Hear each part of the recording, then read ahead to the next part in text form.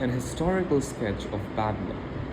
In the pages of history, there lives no city more glamorous than Babylon. Its very name conjures visions of wealth and splendor. Its treasures of gold and jewels are fabulous. One naturally pictures such a wealthy city as located in a suitable setting of tropical luxury, surrounded by rich natural resources of forests and mines. Such was not the case. It was located beside the Euphrates River in a flat, arid valley. It had no forests, no mines, not even stone for building. It was not even located upon a natural trade route. The rainfall was insufficient to raise crops. Babylon is an outstanding example of man's ability to achieve great objectives using whatever means are at his disposal. All of the resources supporting this large city were man developed, all of its riches were man made.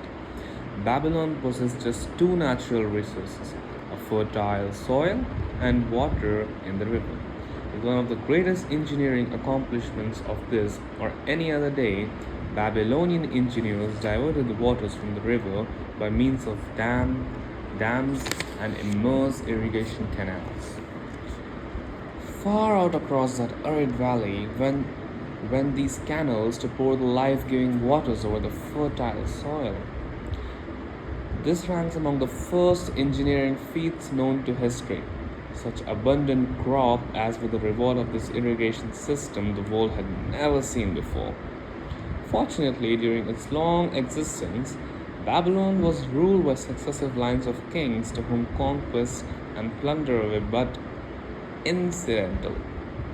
While it engaged in many wars, most of these were local or defensive against ambitious conquerors from other countries who coveted the fabulous treasures of Babylon. The outstanding rulers of Babylon live in history because of their wisdom, enterprise, and justice. Babylon produced no sturting monarchs who sought to conquer the known world that all nations might pay homage to their egotism. As a city, Babylon exists no more. When those energizing human forces that built and maintained the city for thousands of years were withdrawn, it soon became a deserted ruin. The site of the city is in Asia, about 600 miles east of the Suez Canal, just north of the Persian Gulf. The latitude is about 30 degrees above the equator, practically the same as that of Yuma, Arizona. It possessed a climate similar to that of this American city, hot and dry. Today, this valley of the Euphrates, once a populous irrigated farming district, is again a wine-swept arid waste. Scant grass and desert shrubs strive for existence against the windblown sands. Gone are the fertile fields, the mammoth cities, and the long caravans of rich merchandise. Nomadic bands of Arabs, securing a scant living by tending small herds, are the only inhabitants. Such it has been since about the beginning of the Christian era. Dotting this valley are earthen hills. For centuries, they were considered by travelers to be nothing else. The attention of archaeologists were finally attracted to them because of broken pieces of pottery and brick washed down by the occasional rainstorms.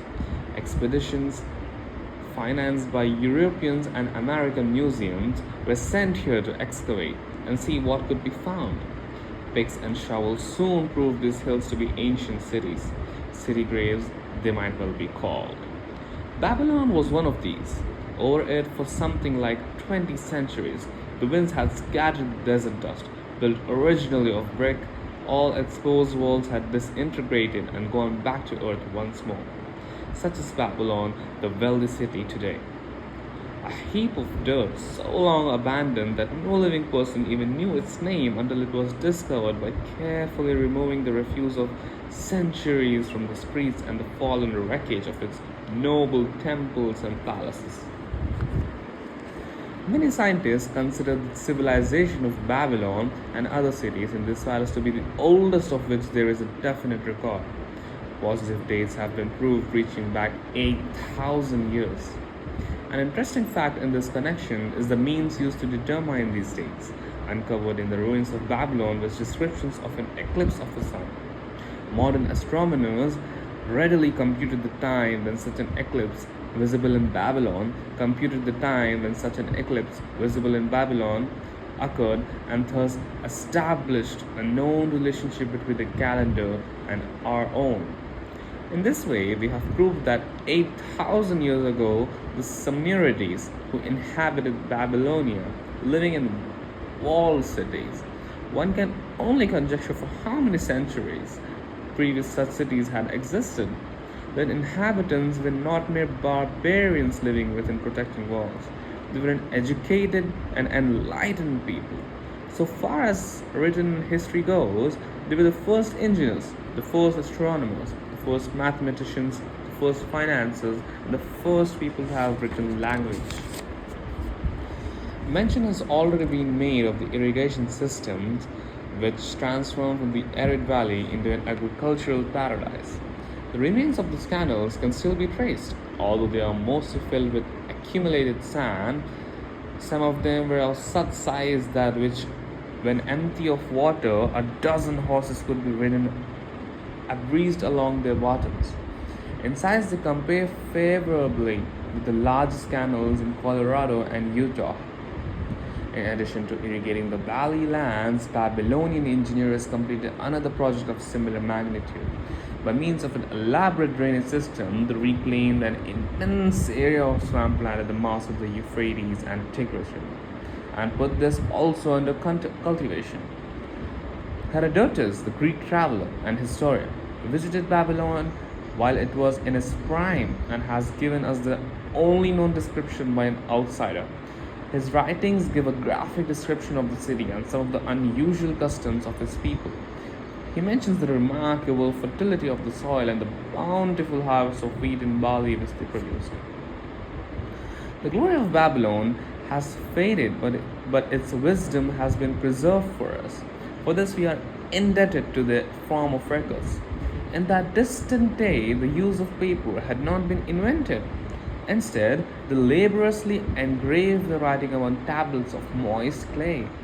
When completed, these were baked and became hard tiles. In size, they were about 6 by 8 inches and an inch in thickness. These clay tablets, as they are commonly called, were used much as we use modern forms of writing. Upon them were engraved legends, poetry, history, transcriptions of royal decrees, the laws of the land, titles to property, promissory notes, and even letters which were dispatched by messengers to distant cities. From these clay tablets, we are permitted an insight into the intimate personal affairs of people.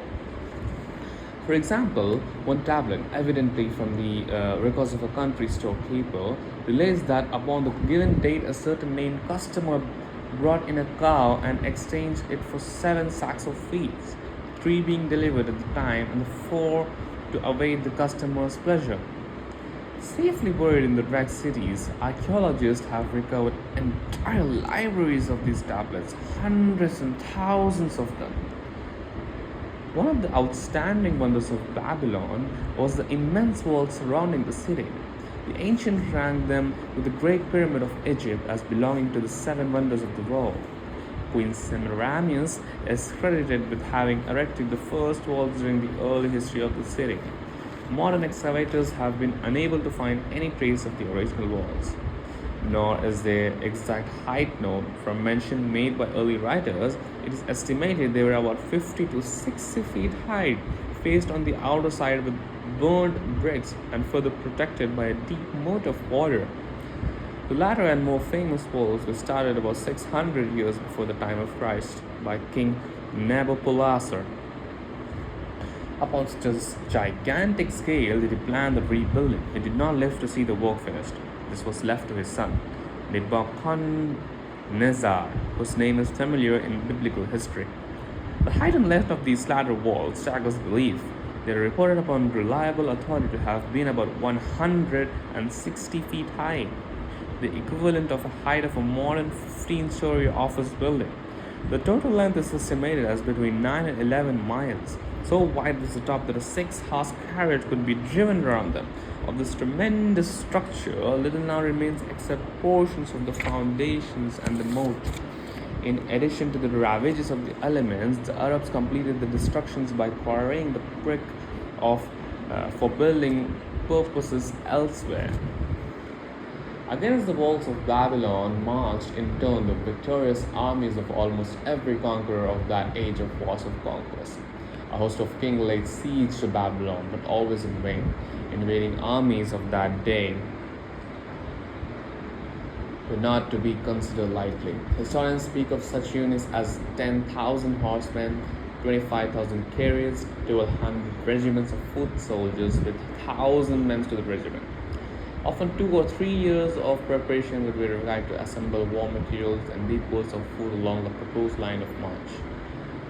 The city of Babylon was organized much like a modern city. There were streets and shops. Peddlers offered their wares through residential districts. Priests officiated in magnificent temples. Within the city was an inner enclosure for the royal palaces. The walls about this were said to have been higher than these about the city. The Babylonians were skilled in the arts. These included sculpture, painting, weaving, goldworking, and the manufacture of metal weapons and agricultural implements. The jewelry created most artistic jewelry. Many samples have been recovered from the graves of Israeli citizens and are now on exhibition in the leading museums of the world. At a very early period, when the rest of the world was still hacking at trees with stone-headed axes or hunting and fighting with flint-pointed spears and arrows, the Babylonians were using axes, spears, and arrows with metal heads. The Babylonians were cruel financiers and traders. So far as we know, they were the original inventors of money as a means of exchange, of promissory notes and written titles to property. Babylon was never entered by hostile armies until about 540 years before the birth of Christ. Even then, the walls were not captured. The story of the fall of Babylon is most unusual. Cyrus, one of the great conquerors of the period, intended to attack the city and hoped to take its impregnable walls. Advisor of Nabonidus, the king of Babylon, persuaded him to go forth to meet Cyrus and give him battle without waiting for the city to be besieged. In the succeeding defeat of the Babylonian army, it fled away from the city. Cyrus thereupon entered the open gates and took possession without resistance. Thereafter, the power and prestige of the city gradually waned until